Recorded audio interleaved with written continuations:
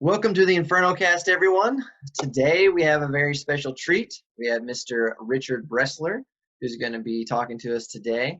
Definitely fortunate enough to have heard your name and know a little bit of your background and story, but it was our mutual friend, Jack Toffer, that technically connected us. I'm really fortunate for that because we've already got to have a couple cool discussions. So I just wanted to let you kind of introduce yourself real quickly to our students and listeners, and then we'll kind of get into it. Okay. Well, my name is Richard Bresler. I started training in July of 1979, when the only I'm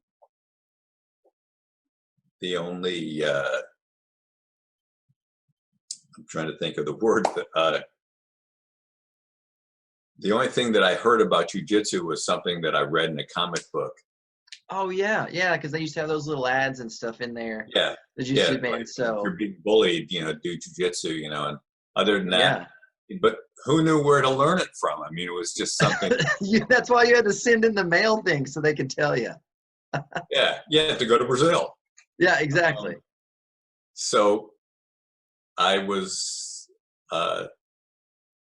in the fast food business, a family business with my family. I spoke to you earlier, and I was saying how jiu-jitsu saved my life. Yeah. Well, I was doing a business that I hated. I mean, fast food, selling hamburgers and hot dogs is, fast food is just not what I'm about, especially anymore, but that's what I was brought up in. So I wasn't happy with my life. I had happened to purchase a waterbed, and then a couple weeks later, I bought a whole set with a frame and stuff like that. So I had another mattress, and I went back to the shop. I go, "Hey, can you guys buy this back?" And they go, "No." So I'm like, I had another. So back then, we didn't have Craigslist, so I put it on the recycler. For all you young guys, this was a newspaper, and Okay. So this was so you had to publish this in a news publication, which shoot, half the listeners probably don't even know what a waterbed is. They're like, "What's a waterbed?" right. So I get home from work, and we did have answering machines back then. It had a little cassette tape on Had the it. actual cassette you had to push play and then flip over. Yeah, and rewind. And so this guy calls up and says that he's looking for a waterbed mattress. So I got the number, called him back, and Rorion answered the phone. Oh wow. And he said, "Yeah, that was my roommate." And he said, "But he already bought a mattress." I mean, between when I called and when he left the message had to be 2 or 3 hours. Yeah. So I said, "Okay, well, see you later." And he goes, "I'm looking for one." Oh. So I said, "Okay." He lived in Redondo Beach then. I lived in the marina. He said, I said, "Well, come on up." So he was up there in like a half an hour. Back then you could get from the South Bay to the marina. Yeah, the traffic would let. Of course, now you can too. Yeah, right now, you can get anywhere. Yeah. Yeah, Sure. very fast. But so he came in. He ended up getting the mattress from me, and because I had a buddy in the business, I had 3 extra king size waterbed sheets. Oh, okay. I thought you were going to say 3 more mattresses. I was like, No. You're an underground mattress dealer. Yeah. I get good sheets on. Good deal on sheets. So I had 3 sets in the package, and he goes, "How much do you want for these?" And I said, $15 a set. Which is a good deal on some sheets. And he goes, "How about all 3 sets for 15?" And I'm like, "Are you kidding? That's $5 for a set of waterbed sheets." Yeah. And he goes, "Come on, I'm from Brazil. I don't have a lot of money. I don't speak English." Yeah. And he says, "You never know what will come back to you." And the guy was a nice guy. He was very charming, very relaxed, good vibe. So I said, "Okay, fine." So, for $40, he got a king-size waterbed and 3 sets of sheets. And as we're walking downstairs to the front door, he goes, "My friend, have you ever done any martial arts? And I didn't want to sound like I hadn't, so I said, yeah, I did. I boxed for a little bit, and I boxed for a total of like, 3 to 6 months, Right. just enough to be dangerous to Yeah. myself. Yeah. So then I said, why? And he goes, well, my family's been doing jujitsu in Brazil, and we have a bunch of, we're champions. And I'm like, and I'm thinking to myself, yeah, sure. Yeah, Right. like, yeah, you're this champion jujitsu. Like you're a big deal. Yeah. So I said, okay. And he said, why don't you come by for a free class? Oh, And I went like, wow, free? I'll do it. Yeah. So I drove down to his place, and this was before the garage that was in Hermosa Beach. This was before that. This was in North Redondo for probably close to maybe a year. The classes were there. So this was pre-Gracie Garage, and this was well, this was the garage, but no one talks about that garage. Right. Because the Gracie Garage that really became the garage, which was October of 1980, was the garage that I shared with Rorion because we ended up getting a house together. Oh, okay. So that's awesome. I was doing drugs and really wasn't in a good place. That's why I say it saved my life. Yeah. And I was in therapy, wanting to find, answers, wanted to stop. And I told him, I said, I got to get away from my roommates because they're talent agents, it's drugs. I don't want to be around that stuff. Yeah. So I want to get up, I got to get a new place. And he said, I'm looking for a place. Let's get a place together. So you were the Gracie roommate from 1979. Well, 1980s when we moved in. 80s whenever you guys moved in. Well, on the first class, so when you showed up to the first class, was it just you and him? Yeah, just me and him. So you got a private lesson, you didn't know anything, and he probably showed you all kinds of cool ways to choke you that you could tap out. Well, he did, it was so much different than what I had imagined because, put it this way, if I had walked into a school, especially some of the schools that I've seen now, I'd probably turn around and walk out. Mm-hmm. Because I was never really I never had that zeal to compete. Right. And he sensed that in me. Not that I didn't compete early on, but I never really wanted to train because my body, it just, I started at 28 or 27. Mm-hmm. And,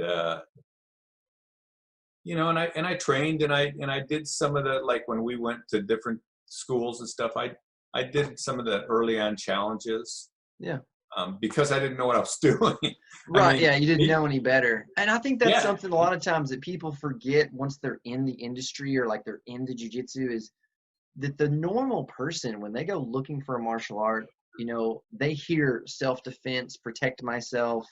They don't hear world champion competitor, learn the points, learn all about all the belts.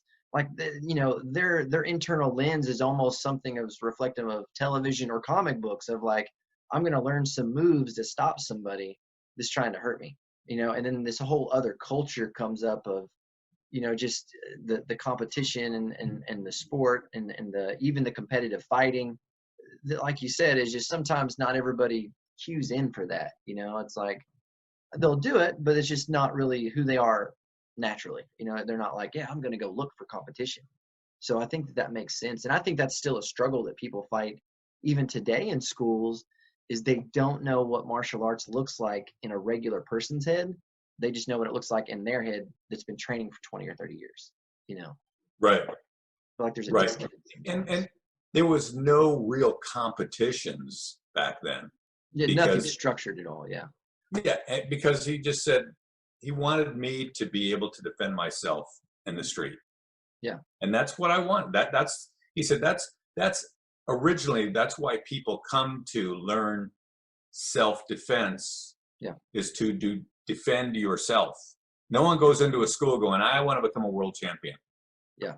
Yeah, that definitely, especially in those days, that was just not I mean, that's a new construct that has been created, which is fine. And I love that part of it because, that's attribute development, that when you tell somebody, hey, protect yourself, but don't follow the rules, I mean, they're going to perform well. They will do a good job, and that's where I feel like it's so important to hear some of these old stories and influences, of like the core, where it came from, what it was for, so you did your lesson, and then you needed a roommate, and you guys decided to move in together.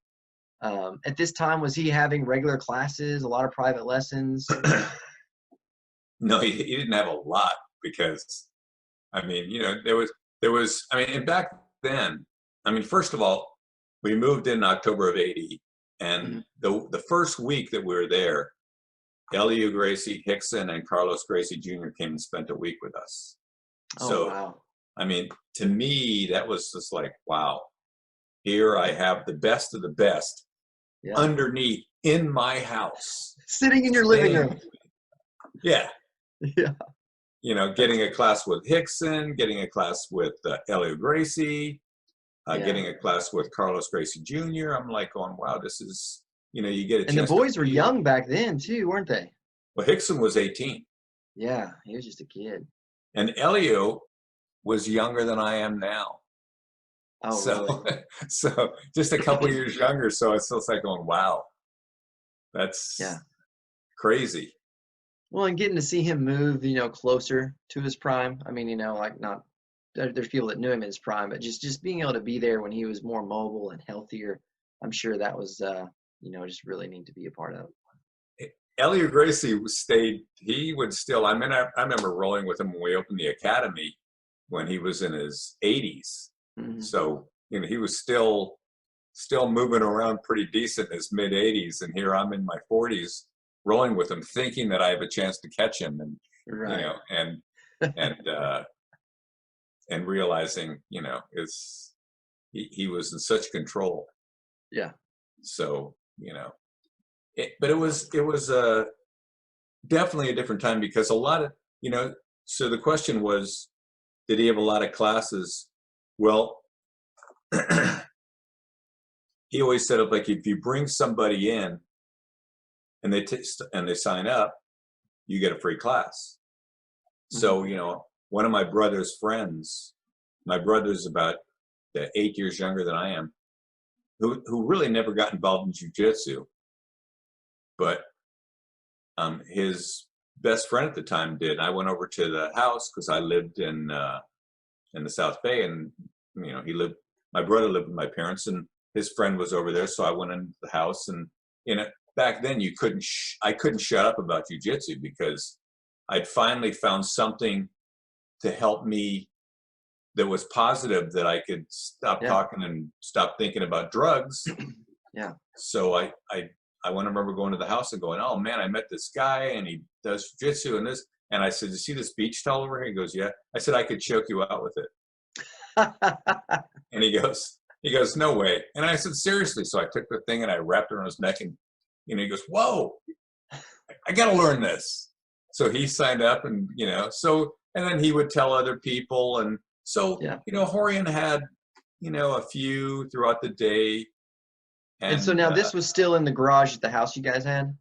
Oh yeah, this was in the, Rorion stayed in the garage from when I met him in 79, the academy did not open until 1990. Okay, so you guys had 10 years in the garage. At one time, so we had Hermosa, and then Rorion after a few years. Well, I lived there for a year, and then Hiran Gracie was born. And before he was born, about 2 months before he was born, Rorion comes to me and he goes, Richard, we have a 2-bedroom house. He said, you got to go. Yeah. And I'm like, I got to go? I love this house. Yeah. So I just figured it was best if I left, and then they had Henner, and then they brought Hoist to live with them. Here, it's 2-bedroom house, 1 bath. They have Henner and Hiran, and Hoist comes to stay with them to help teach. Yeah. As like an 18-year-old kid. So, and then after a while there, they, I don't know if she got pregnant again, but they had to move into a different place, and they moved to Torrance. And then they start getting busy there, and then Hickson may have come. The chronology is very, I don't remember exactly, but I remember Hickson came over and lived in a house. And at one time, Rorion had 4 houses with a garage going. The Machados were in one. So Hegan, Machado, and Carlos. Yeah. And then Hoyce was in the main one, and then Hickson in another one. And I don't know where the other one was. I mean, it was a lot. And then Rorion came to me about probably the beginning of '89. And he said, if we're really going to, we've been to New Jersey and New York and Las Vegas. Mm-hmm. And he says, if we're really going to take this thing further, he says, I have to have a school. Yeah. So I said, I agree. And he says, Richard, he says, I'm missing one thing. I go, what's that? And I'm like, I said, yeah, I agree. You need money. And he goes, come on, man. Yeah. It's like, that's not what I was. Yeah. It's like, yeah. So, there was guys that he had that had more money than I did. Mm-hmm. I don't know if they had the belief that I did. So I said, I can come up with, like $40,000. And then I went over to my parents and I borrowed $20,000 from my parents. And they asked what it's for. And I said, it's jujitsu. And I go, do you think it's a good idea? And I said, yeah. I said, and they'd been to some of the challenge things that we had done. Right. I mean, you guys had been, this is almost 10 years later. So I'm sure that you'd crossed paths with the family and there was a relationship. And that's probably why they approached you, because it's somebody they could trust, or somebody that was vested, that believed what was possible, We could talk about that another time. But anyways, I made the decision. I wanted to help out. Yeah. And so we go to the bank, and the bank, says, look, I'll loan you another 60 if I can show you. So I went to the bank to meet the bank manager, say, yes, here's my check. He says, okay, then we'll loan you 60,000. And then we started looking for a location and found the one over on Carson Street, and the Gracie Academy was born. That's awesome. And, we almost went out of business because before the UFC, see, that's the thing where people forget or they don't know now, is because over in Torrance now, which is the main room is probably 6,000 square feet. Yeah. And they probably have within a 10-mile radius 5 schools. Yeah. Back then, we were the only thing happening, and people still, how are they going to learn? From a friend who learned from a friend, and they're still trying to do the private class thing in small little groups. It was tough, and we almost I remember the sheriffs coming in, almost shutting us down because we couldn't pay the rent. Oh, wow. Tough times. And then Rorion met Art Davey, was a student, and Art was a promoter. And they talked about, the challenges that we've had, and we had the challenges there, but a small time thing, and it was selling inaction. Yeah. And then they said, look, and they came up with this thing of the UFC. And I remember going over to the office because it was a block away from the academy. And I also invested, I was one of the early investors, as my parents were, in the UFC. Oh, really? Oh, yeah. So what was the total budget the first UFC was run on? Do you remember? I have no idea what the budget was, but put it this way. I was fortunate because I was really the only guy outside of the family that that they took with them to Parsippany, New Jersey, Hunter College, and Las Vegas. When Chuck Norris had his seminar in Vegas, I traveled with them because I was kind of the logistics guy. I got things, handled, like where we were going to stay, where we were going to train. Yeah. So, I got to see all this stuff early on. Yeah. And, but it was still, tough. And then when we went to the UFC, we didn't know what we were going to have, how many people were going to be there, and how many we were going to sell. And all I know is that it went crazy after the first UFC. All of a sudden, we were having like maybe 4 to 6 guys in a group class. And I had just gotten certified before this, so I could teach classes too. And we went from maybe 6 guys to 20 to 30 guys per class. And we went to which I mean is great for the books. It's like, hey, we got more students. We can pay the rent. But then the logistics of having full classes. What do you do with all these people? Yeah, that's when, and then right after that, then there was another UFC, and then Hoist, did that one. So all of a sudden, it put us on the map. And we had a bunch of guys coming up from Brazil shortly afterwards that were teaching jiu-jitsu. Yeah. And I got, it was really awakening, because, I mean, in the early days, I had to like almost beg people to come take a class. Because they're like, well, what are you doing? Rolling around in pajamas? I mean, Yeah, they don't understand. There's a disconnect, major disconnect. Yeah. And karate is where it's at. Everyone knows that stand-up arts, Yeah, striking. And that was just, especially in those days, I mean, because you got Bill Wallace, Chuck Norris, Joe Louis. I mean, you got all these strikers, and, the Bruce Lee era had kind of like kicked off the martial arts movies. And then you get into just all these legends of the sport, like when kickboxing became a thing, whereas watching people punch and kick each other, just became kind of the fad, well, maybe not fad, but just was popular at that time. And then it was like, hey guys, let's go kind of wrestle each other, but not really wrestling, but something like wrestling, Right. Difficult to explain. I mean, even when I was a kid, I can remember struggling with the disconnect of explaining MMA or grappling or jiu-jitsu. Like I could never convey the ideas because they had no word pictures that gave them comprehension of what we were talking about. So it just looked foreign and uncomfortable to them, just like, man, that doesn't look right, Right.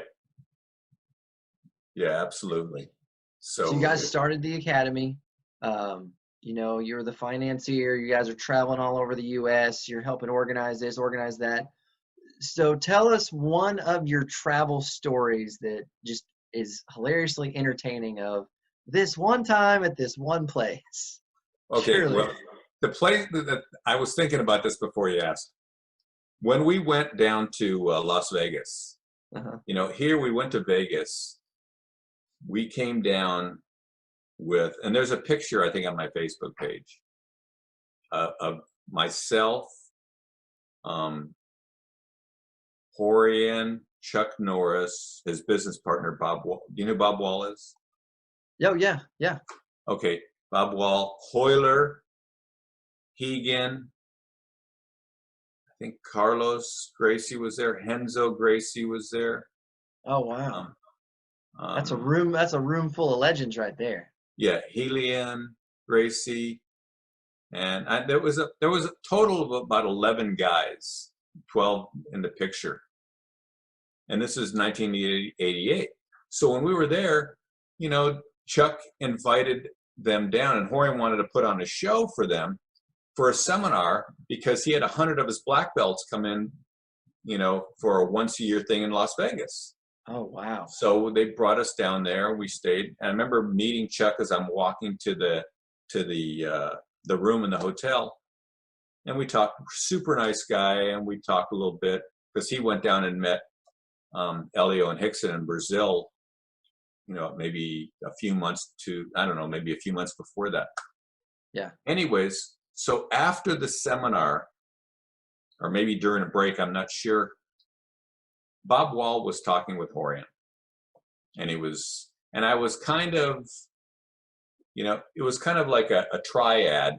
Those two are together, and I'm about, let's see, I would think it was about 6 feet away. That social distancing was, Right. I was practicing it then, but just enough to hear what they were saying. Yeah, just trying to be like, hey, what do y'all got cooking up? Yeah.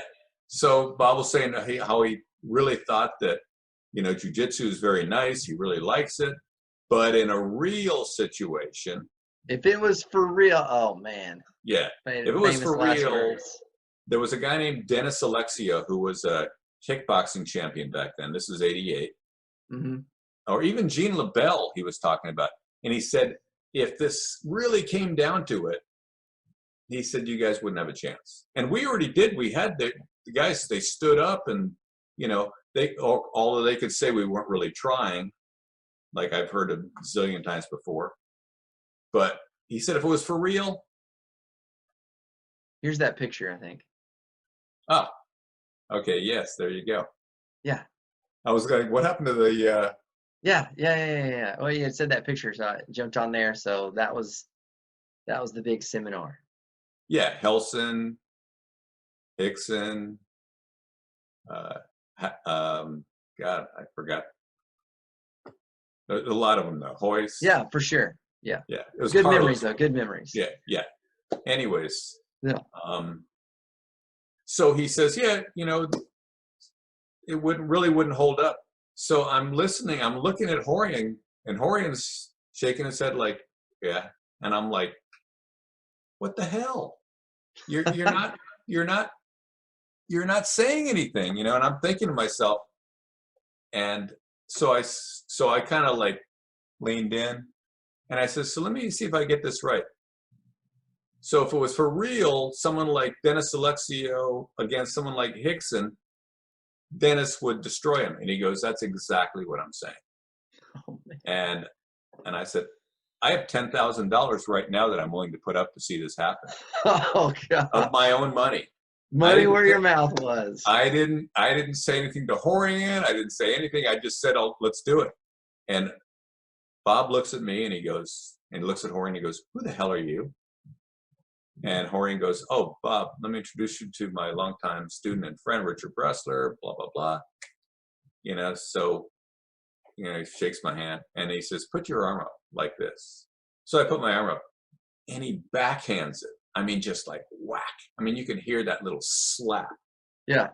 And he goes, did that hurt? I said, yeah, it stung. And he goes, that's nothing compared to how hard these guys hit. And I said, that's nice. But I said, the bet still stands. Wow. And, you know, he was just reacting to what his, you know, that was his reality because he had done striking arts. Yeah, I mean, it probably wasn't even what you'd consider malicious or arrogant. It was probably just like, this is how I see the world, and it might have been ignorant, but it was just like that's all that he knew was 1 + 1 = 2, and this is the reality of it.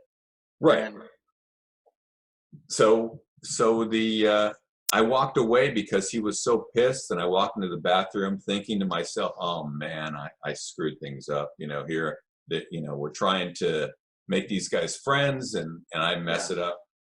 So here I am like going, oh, what am I going to do to make this right? Hoist comes in the bathroom about a minute after I'm in there, you know, and I'm sitting there going, what, you know, thinking that I did bad. And Hoist comes up to me and he goes, way to go, Richard.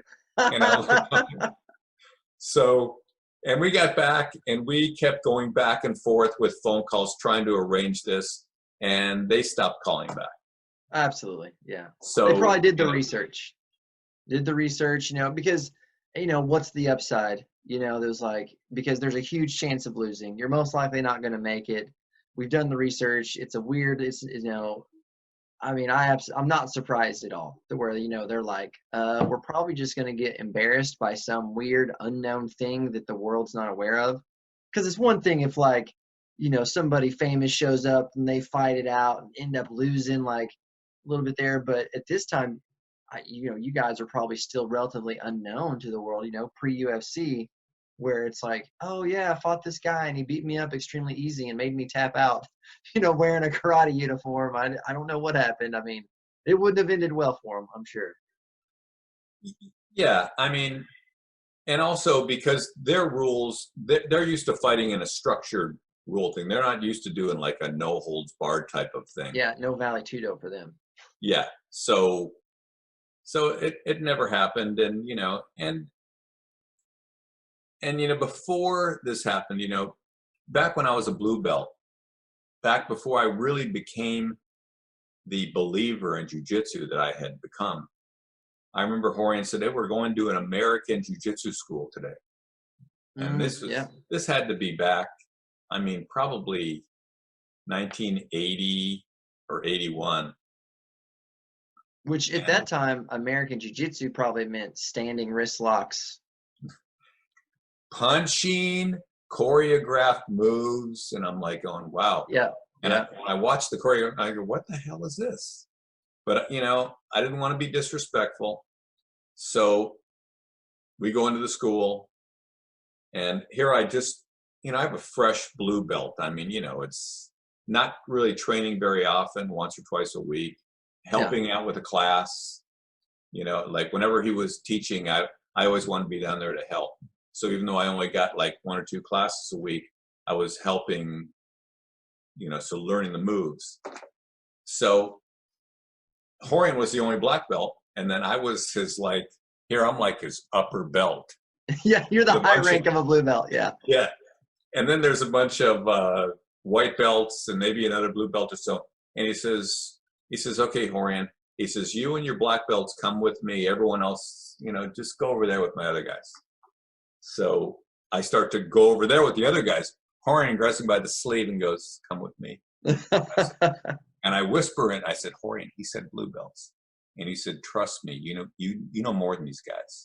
And I'm like, oh man, like, Yeah, what is he doing to me? Yeah, it's like, I'm only a blue belt, and this guy called for the black belts, and it's like, oh. And he's wearing a black belt around his waist. That's all I could see. I was like going, wow, man, that guy's a black belt. You know, and I knew how good Rorion was. Mm-hmm. So, you know, Rorion says, hey, what you do is very nice. He didn't want to say, hey, you know, what you do looks like crap because it's choreo. You know, no one's going to punch like that. Yeah. But he was very diplomatic, and he says, but what would you do if you were laying down and someone was mounted on top of you? He says, why don't you lay down, my friend? And he says, Richard, mount on top of the guy. So I'm going like, whoa. He wasn't going to do it. He was saying, here's my blue belt who's mounting on top of you.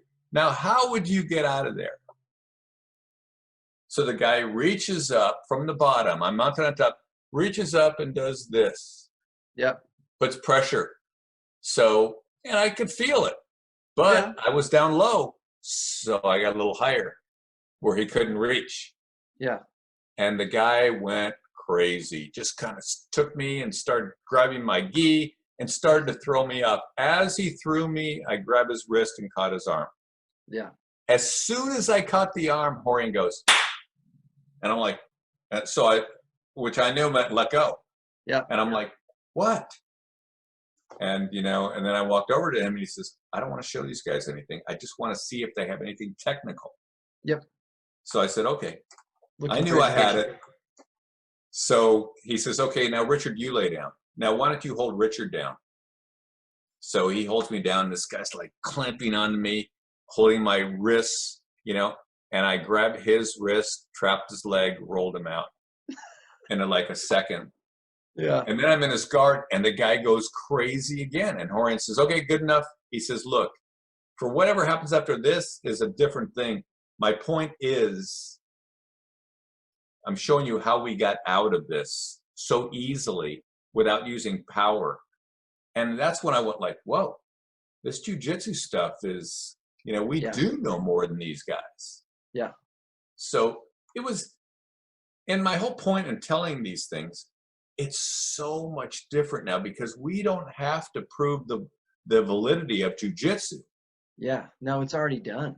I mean, it just, like, people understand the truth.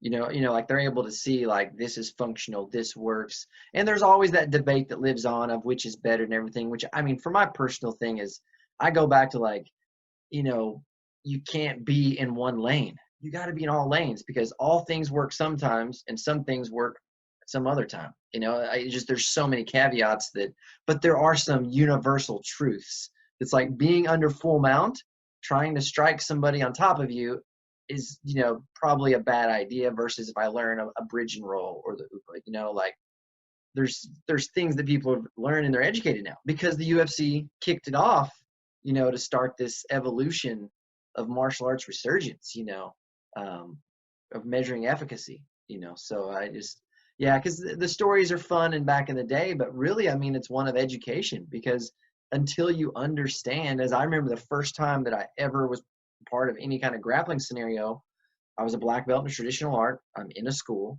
and I think I know something. My friends had been training, and they're like, Kaleb, you got to check this out. What would you do? It's the same story. What would you do here? And I'm like, and nothing happened. Yeah, exactly. And nothing happened, and I was just blown away. I was like, oh man, I got to do some more of this, because it was just, I was hooked, because I was able to see that the picture was bigger than what I perceived. Was the biggest thing I took from it.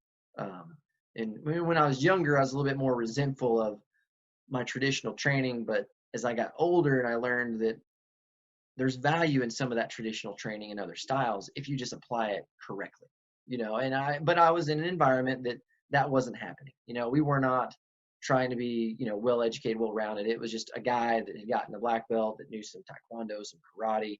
It wasn't well rounded, educated, something that was made to actually defend yourself. And so I learned those lessons later, but no, I'm sure that you guys probably ran into that often, of those circumstances. Yeah. Yeah, absolutely.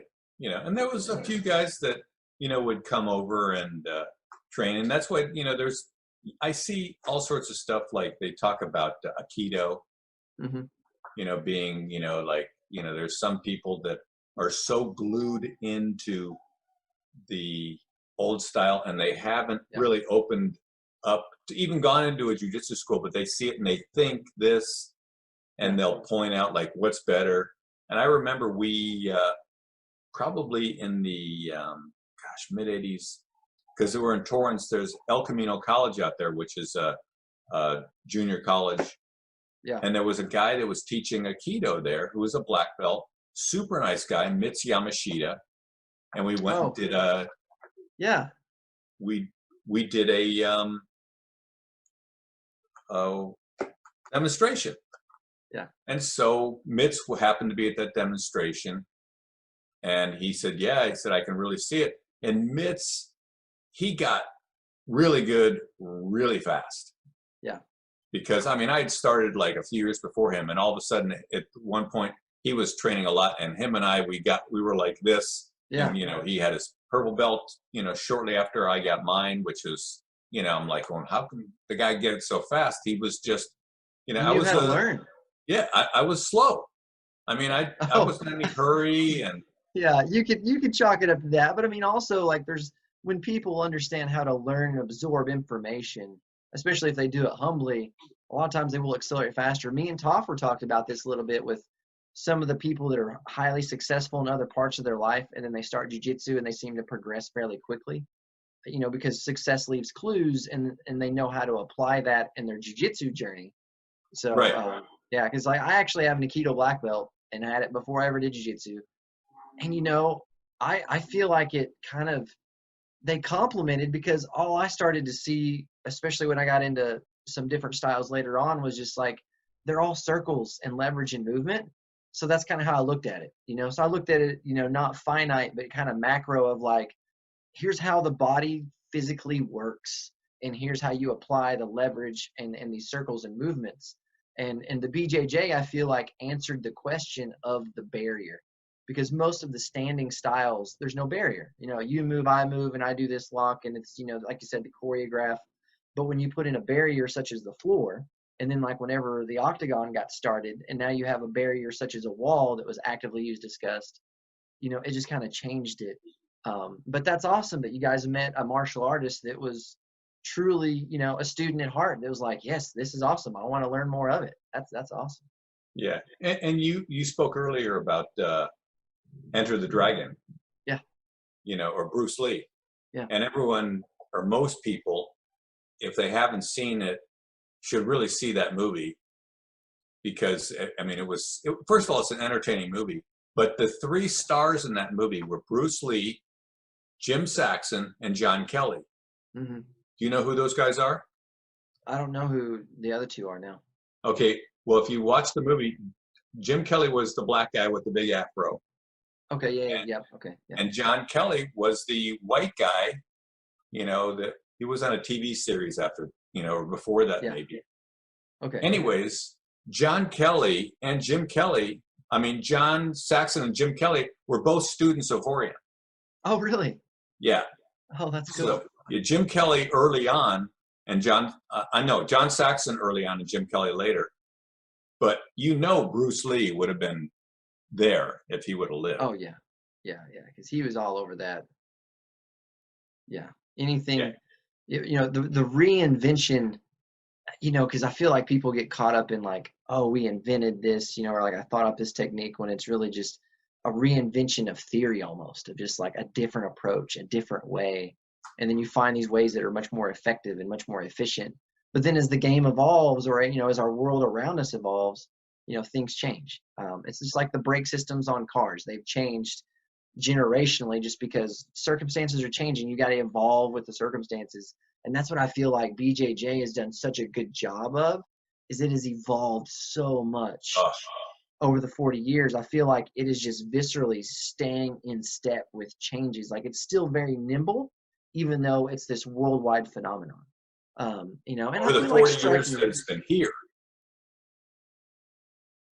Oh, say again. I'm sorry. What? Over the 40 years it's been here. Oh, yeah. Just since it's been here. Yeah, for sure.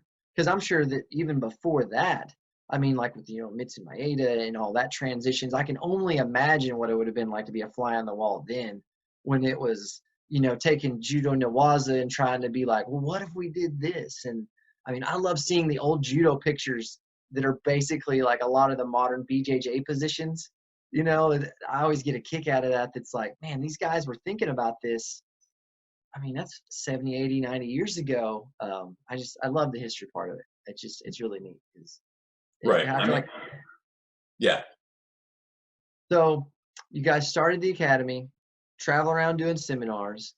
So the UFC happens. After UFC, the school starts to fill up. Was there like a transition there where it was like, man, this is becoming a thing. We need to start planning an infrastructure. We need to start coming up with a plan. Like, was there like a big pivot point, or was it one of those look around, well, looks like this is a big deal, I guess we better find some answers? Well, we stayed, like the academy started in 1990. And I left in 1996, summer of 96. Had a falling out with Rorion, so I left there, and they were really going big at that point. As a matter of fact, they kind of outgrew the school, because when we originally started, it was a downstairs, and it was one kind of big room, which would only get like 12 guys. Yeah. And then like a smaller room that would maybe fit 6 to 8 in the back, a couple of private rooms, and the locker room. But after the UFC, or maybe even shortly before the UFC, we started to get a little bit busy just before it. And then there was upstairs to this building with a pretty big room that we could get 50 guys in. Oh, wow. Okay. So he rented that space out, and then he outgrew that, and then moved over to Artesia Boulevard, which was, a couple miles down the street. And, so it started getting big, and their big training room was 4,000 square feet. I mean, it was huge. Yeah. So, it really just exponentially grew. And then, Henner and Hiran were developing the Gracie University, which for all of the people that originally started being haters out there, I happened to see early on, because remember, I got trained by their old man. So, talk about lineage. Yeah. I mean, I got it straight, Horion's arguably the best teacher in the family. So to be trained by him, and then to see what the boys have done, I mean, they've really made it a very solid place to learn. And right now it's really coming in handy, because they can still get their lessons. And, you know, when people have been joking, they're like, every instructor in the planet's like, don't watch YouTube. It's a waste of time. Coronavirus hits. Hey, watch my YouTube and check out my fights. You know, so, I mean, it's definitely, it's forcing a lot of, it's forcing a lot of growth with a lot of people. I mean, but it's still a visceral thing. Like, I mean, you still need physical interaction because, like, my start of jiu-jitsu was watching VHS tapes, a few friends training, you know, in the garage and just, you know, in the living room, and we didn't have access to any instructors early on. And so there was the educational component, which of course wasn't very good because you're watching a videotape of some guy and it was copied like 6 times. So it had like the sparkly lines across it. You know, and then we would physically try to do the moves. And then when we were around a high level instructor and we would videotape our private lessons, that would help, you know, and being around him and just having that physical interaction with somebody that can physically do the move and show it to you correctly helps. I mean, because you'll never be able to replace, but you'll always be able to supplement, you know, because it is a cerebral game as well, but it's also a physical game, you know, and I know they came under fire by a lot of people, but, you know, I think that's now is kind of past, and you know, it's just parts, there's always growing pains and evolution. Oh yeah. But, you know, I got a chance to see, I mean, like, there's questions about what the history was like in Brazil. Mm-hmm. You know, certain guys say, well, you know, this and that, and they're not really, I mean, and then there's, in amongst the family itself. So, but, you know, I respond to the haters out there and the other people as far as how things really happen in Brazil. I said, look, I don't know what happened in Brazil. I only know what happened from 1979 till the present. Yeah. You know, I mean, I went to Brazil in 1981, you know, because after, you know, seeing Rorion go a couple times and talking about his family and this, and I met, you know, a few guys, I said, you know, I want to see what this Brazil thing is about. So I went in 1981 and, you guys go to Rio? Yeah, I went to Rio. Okay. And I mean, I got picked up from the airport by none other than Elliot Gracie in Helsinki.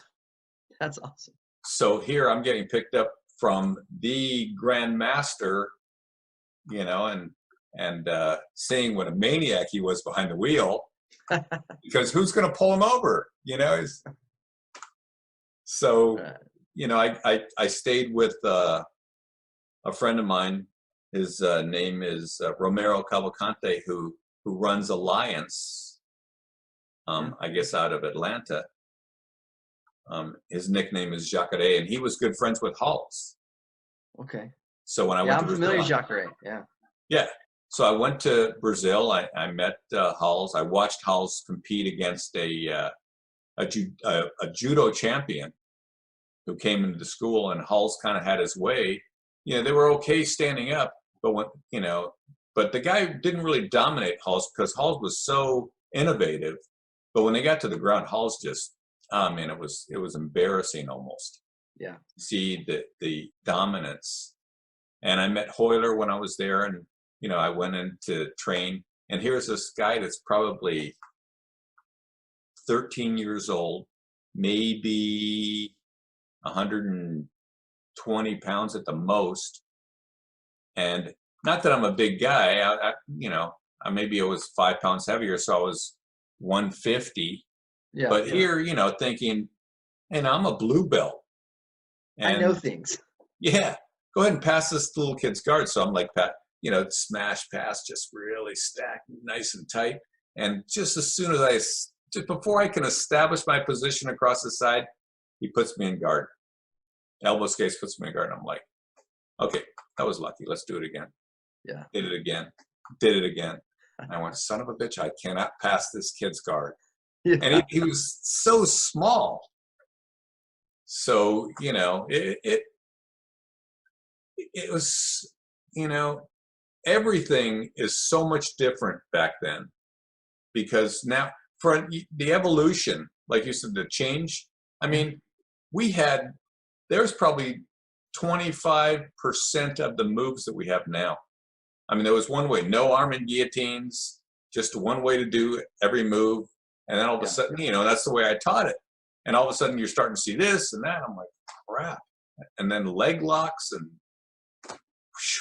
Yeah, the creativity has just grown, and I feel like that's what makes it such a unique style, because with striking, there's a lot of innovation as well, but the byproduct of the striking a lot of times is mileage. Like you can't get too many miles in striking because you take so much damage. Your body's abused and hit, and the older you get, like the harder it is. And if you have good partners, you can still train well.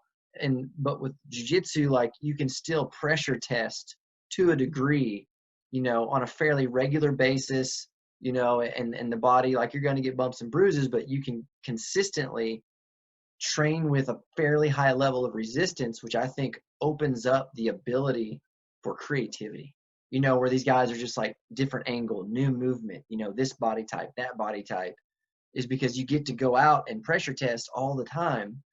Of course, when you do the pressure testing without the strikes, you get lots of miles, and then you have to adjust for that. If someone was going to transition to MMA, where it's, hey, now they're punching and kicking on the ground, it's going to change some of the details, but you get so much attribute development by training that way.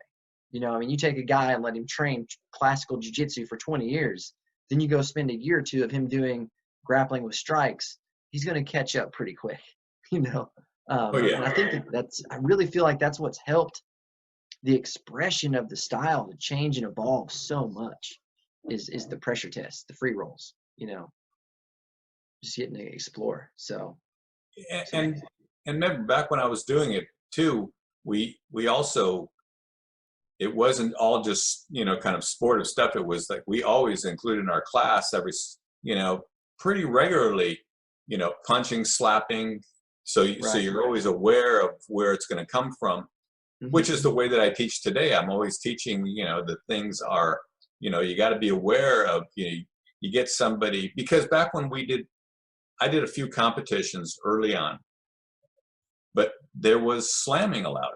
So if someone's in your guard, they could lift you up, slam you. That's been done because of how litigious our society is. But Absolutely. we learned early on, if we had somebody in a triangle or if they're in our guard and they lift us up, let go. Be done. Yeah. Don't take the slam. Yeah.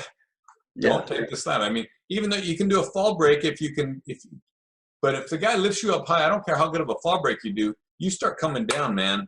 Yeah, it's that Quentin Jackson. Like, he's the one that educated the world. When Rampage slammed that guy in Pride, knocked him unconscious, everybody's like, man, that looks kind of dangerous, Or Matt Hughes, Yep. that forgot Carlos Newton.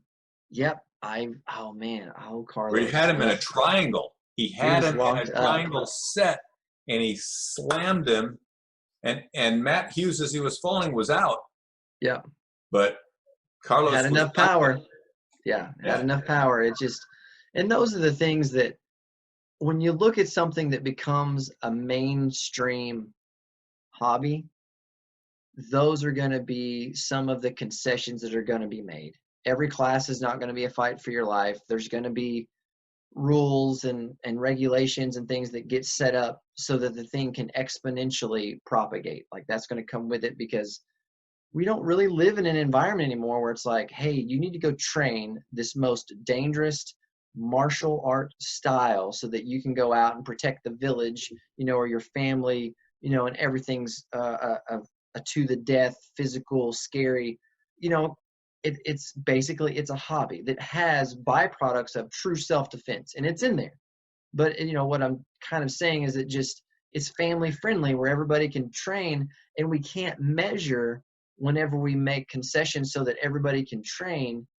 That measurement of that activity cannot be the full value of the overall art and style. Like, there's more in there. You just can't do all of it in the beginning. I look at old traditional martial arts. Old traditional martial arts, you train left leg forward, right leg forward.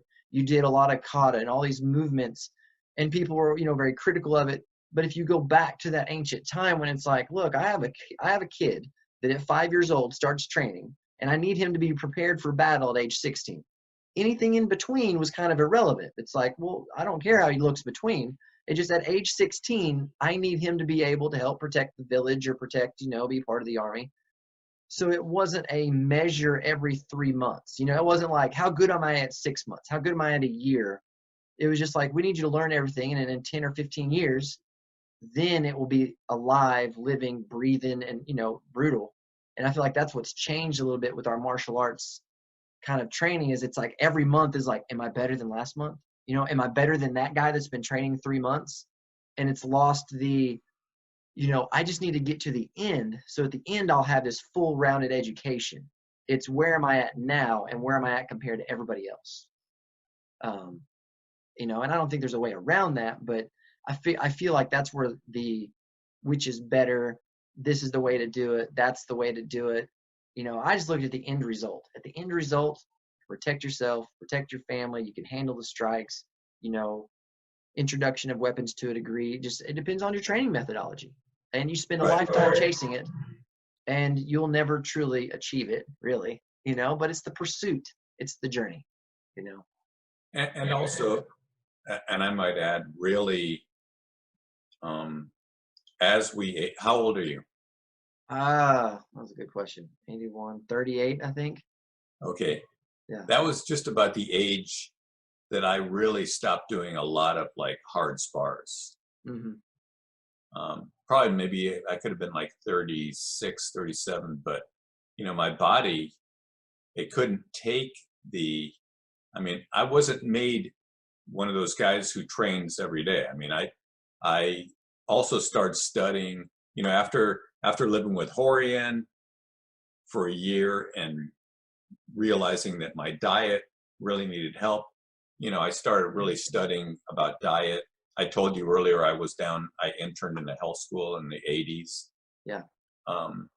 So I started studying about, because I want to preserve my body, because there's guys younger than me that have had back surgeries, neck surgeries, shoulder surgeries, knee surgeries. And I have personally, I met a guy back in 1992 that has given me, like, he's a chiropractor, but he doesn't do any traditional chiropractic. He does this technique that really saved my muscles. Mm-hmm. I in turn learned how to do it. So, but I see guys that have had, the kind of surgeries, and realizing that we need to adapt and alter the way that we're training. I can't train the way that I did 30 years ago. And I teach guys that differently than I did 20 years ago, because I said, look, I want you to be able to handle this. And I want you to be able to do this in your 40s. Yeah. You're elongating our shelf life, which, and longevity becomes the discussion.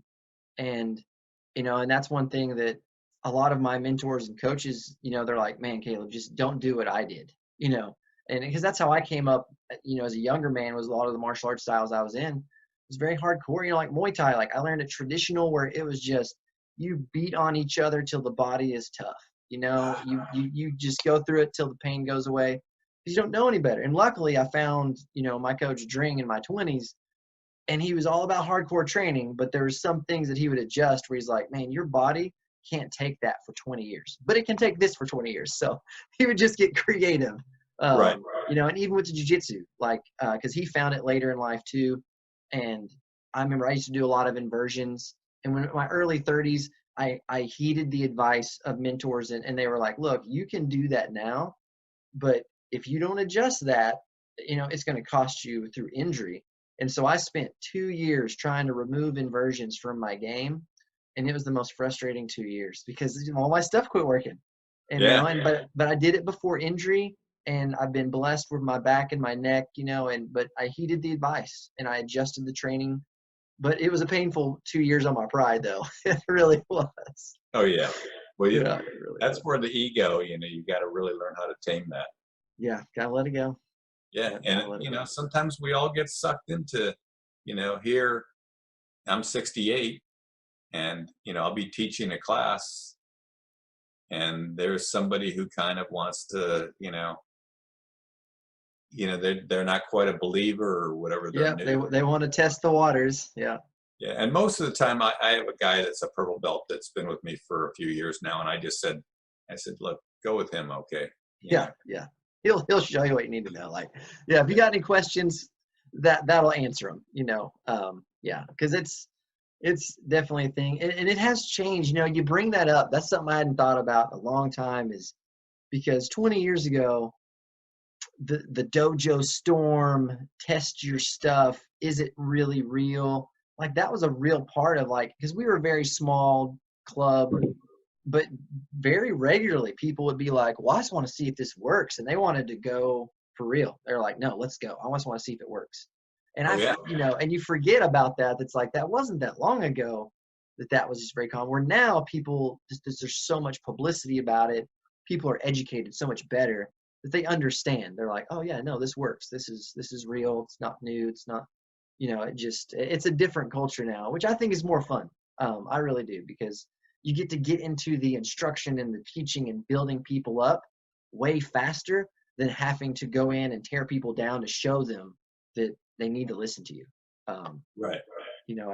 I feel like it's so much healthier now and things are growing. So if you had to give some perspective, what does jiu-jitsu now look like for you as an individual with your past and your experience now? Because, you said it saved your life.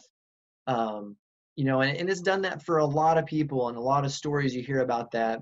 And now that you've had the last 40 years to kind of sit on it, where do you feel like your growth has come from, and what do you feel like it kind of means to you now? First of all, I'm very happy to see that jiu-jitsu is, it's kind of a bittersweet thing. I was talking to Chris Howder a couple months ago. Yeah. And Chris, and I remember, because, did you see the documentary Roll? I haven't yet. Is it? Yeah, no, I haven't got to watch that yet.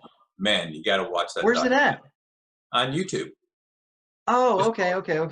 Type in ROLL. Okay. And I like to call it my movie. Yeah, it's not my movie, but I'm in it, Yeah. So, and he was just saying, back then, when Chris started and when I started, jiu-jitsu was kind of like, once you were like a purple belt, you kind of feel like you had a little secret.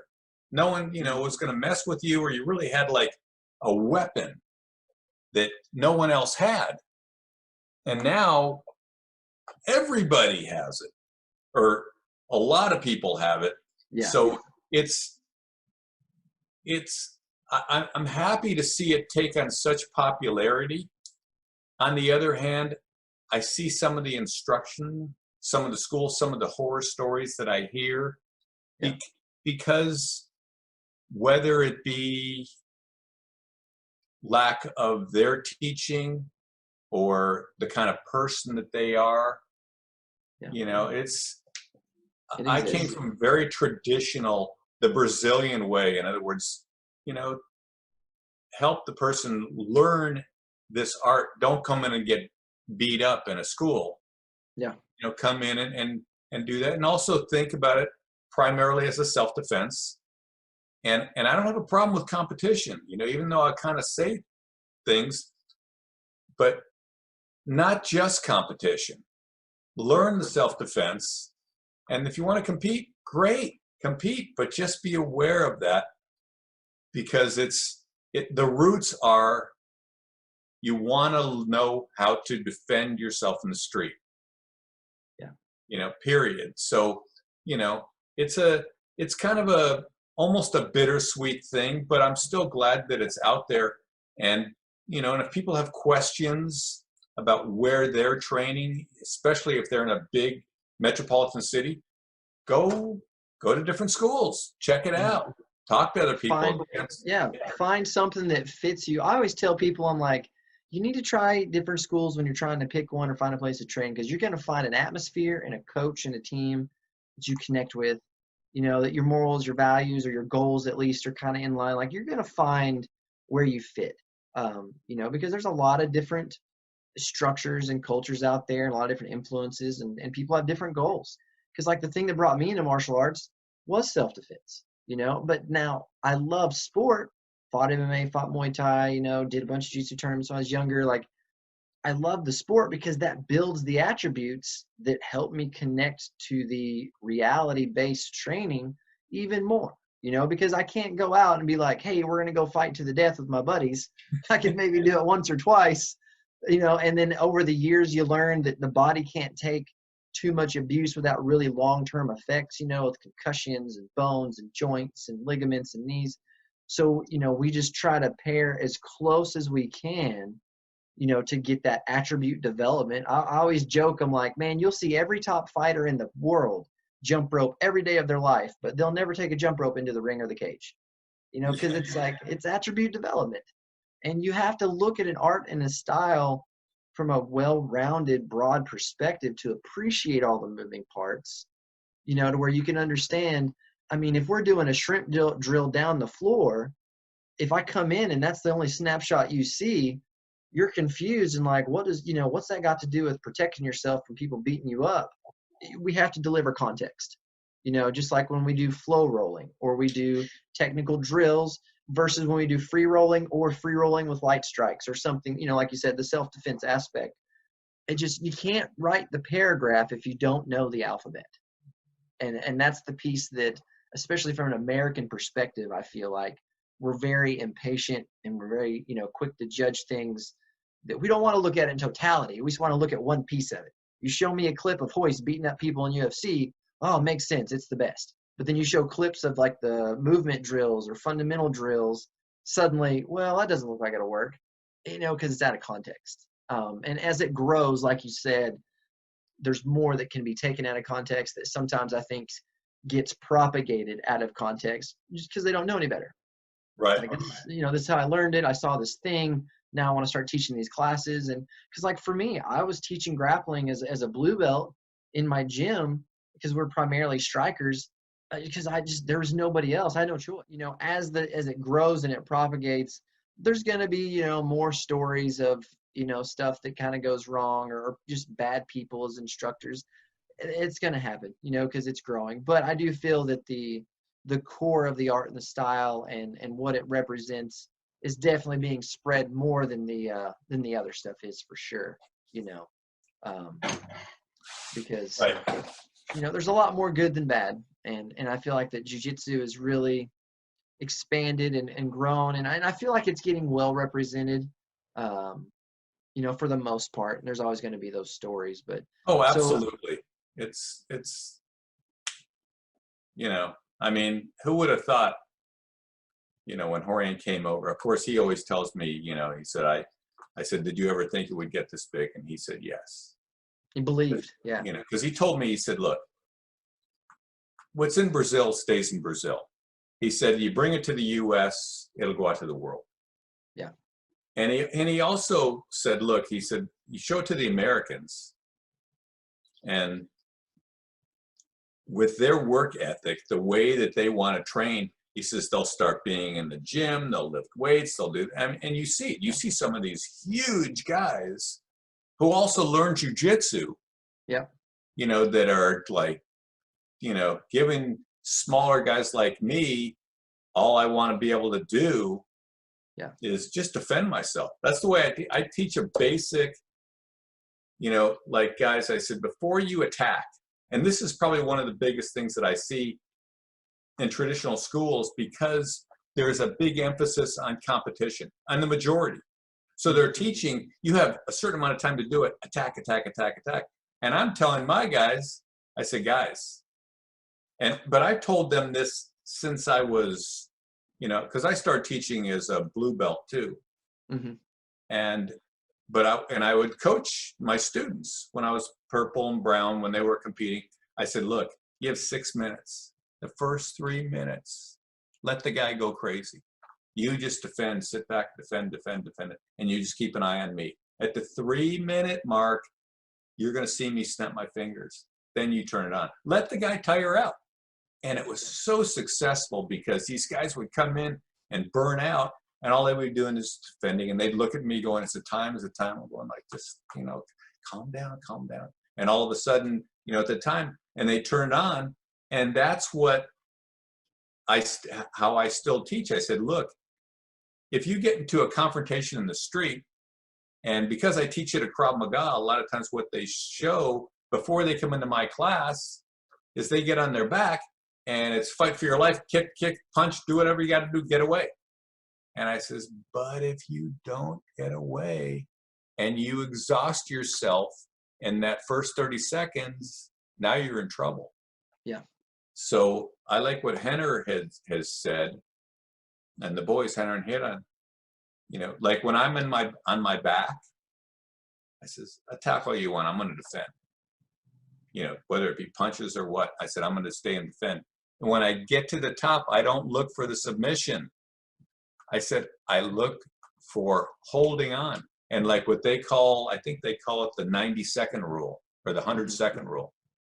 If you can stay there mounted and just hold that position with hooks, the neck hug, whatever, for 100 seconds, let the guy tire out, then you can start to go for it. But there's such an emphasis on like attack, attack, attack. And that's the thing that, and even in the UFC, when I've seen Brian Ortega, I've seen Gracie. Look, those guys are great fighters. If I was their coach, they'd probably fire me. But when I saw Crone, like after his fight, I forgot, it was Cub Swanson. It was the one down in Tampa, right? Yeah, where he took a lot of punishment. Yeah. And he proved how freaking tough he is. But that's not what you want. And his training partners are the Diaz brothers, of course. That's their style. Correct. But he kept attacking, as did Brian in some of the fights that he lost. And I'm like, and they say, Richard, you have a certain amount of time to do it, and you'll get let go from the UFC. Sure. And I said, but at least use more of our principles. Let the guy come to you instead of you coming to them, because their striking skills are better than yours. Yeah. So, being in a promotion, I think, has definitely changed how a lot of the fighters approach the fights, because like you said, like you get cut, you got to be exciting, like it's much more of entertainment than it is like protect yourself, longevity, get out with as little damage as possible. Because I mean, that's the goal. It's like, I don't want to get damaged, but whenever that's a paycheck or you're trying to be exciting and I mean, just the hype. I mean, you're all over the world, you're on television, and it just, that composure's tough. And yeah, it's tough sometimes, but when I'm sitting on the couch quarterbacking, it's all I'm like, why did you just do this? And right. I guess I said something to Brian probably last spring, and I said, how much longer do you want to fight? I said, aren't you concerned about your head and stuff? And he goes, yeah, but I love fighting. And I said, okay, well, yeah, because he doesn't need to fight. He's got a big enough name in jiu-jitsu where he could probably be successful teaching, doing seminars, not having to work that hard. But he loves to fight. And Crone doesn't need to fight either. So, and I always think, because of the brain injury type of thing. It's real. Yeah, it's real. And these guys are talented. I know they want to prove something, but they don't have to prove. I mean, like Hickson proved it. The other guys proved it. Like Henner has said, the other generation, that was the fighting thing. Now everybody's learning it, so it's not the same. We were kind of comparing styles. Now they're kind of learning. Yeah. Not kind of, they are. But you tell a 20-year-old martial arts athlete, oh, you don't need to be tough and beat everybody up. It's like, good luck with that, man. Yeah. That's we're bred with it, And, yeah, get that old guy out of here, okay? Yeah, it's like, what does he know? Because for me, like, I always love the competition, especially MMA. Like, I don't know. And I always tell people, like, I never enjoyed hurting people, or it was never like, oh, I want to beat them up. I just enjoyed the test. So I was always really appreciative of my training partners and opponents, because I got to test myself against, the top of the food chain with all these tools, and anything could go. It was just such a rush. And it definitely, is an addiction that just, it's hard to find things that scratch that itch. It really is. So but it was good. And I know what you're saying, because I've had to talk to fighters over the years when it was time to maybe be done. And that, and I always let them decide, and I just kind of help them figure that out, because I still want to Right. see them hurt and injured. Where like they have kids, they have families, and I'm like, man, it's not worth it. It's not worth it of you Yeah. not being able to be with your family, or, be physically able and enjoy the second half of life. And, and that's always a tough one, is when to be done.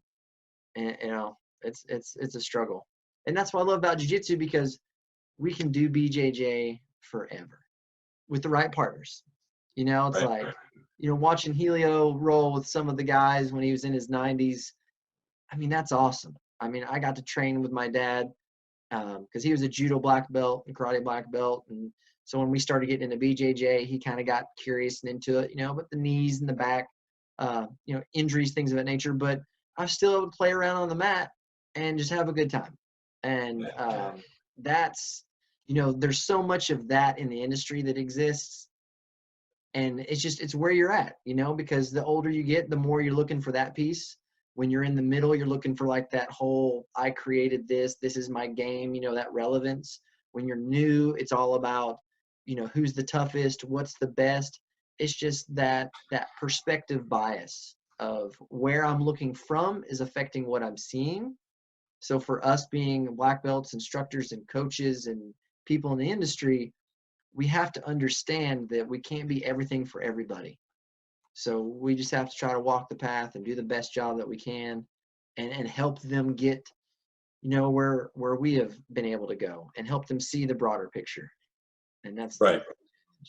And realize, the last thing that I might add too is that the one thing that hasn't changed is when you start jujitsu to where you are now, because the guy that's been with me now, his name is Will. He's been with me for probably close to 13 years. Mm-hmm. And when he first started out, he came from a striking background. And then he came in and saw my class.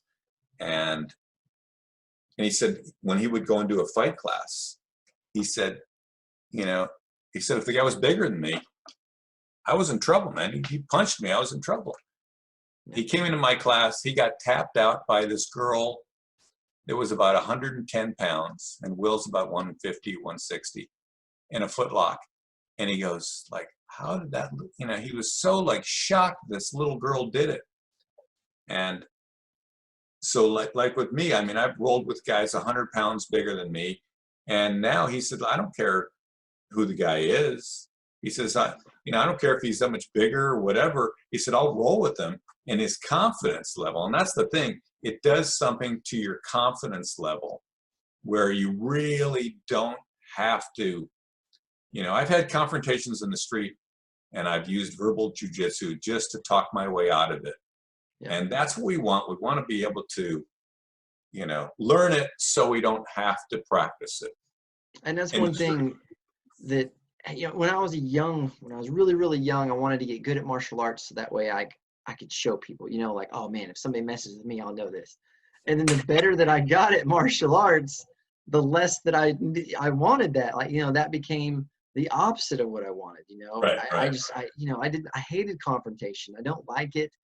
And I just see where it's from. It's like, it's from such a place of emotional weakness.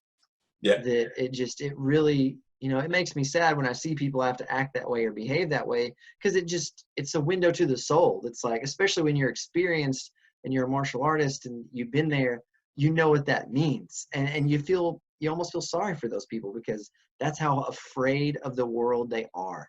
You're the barking dog because you're so afraid.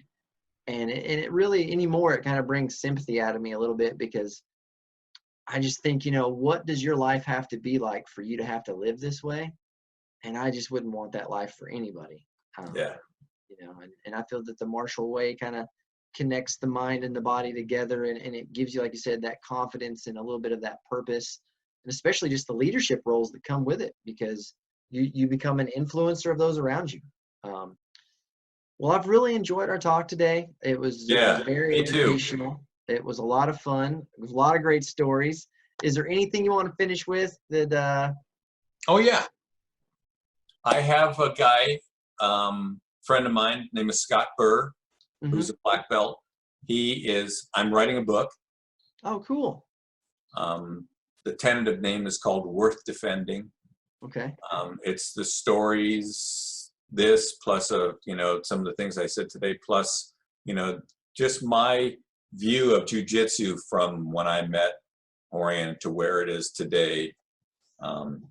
So he's helping me write this, and then I'm after that's done, I'll probably be teaching little seminars, book signing, because I really want, I've been told by so many people, they really need to know the roots of where it was in the U.S. and so many people don't.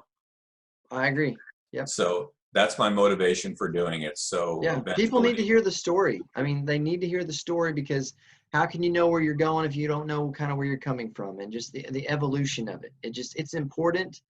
And especially like a guy like yourself, being humble and through servant leadership, like you don't want it to be all about you, and that's not your goal. But at the same time, you're the one with the information. You have the stories. You were there. Right. You're on the front line. So, it's the burden of leadership, as I mentioned sometimes, of, you're going to have to propagate and kind of be the face of certain things. Because, that's something you see a lot of guys as they move up through the ranks. They're reluctant to get the rank because they know the responsibility comes with it.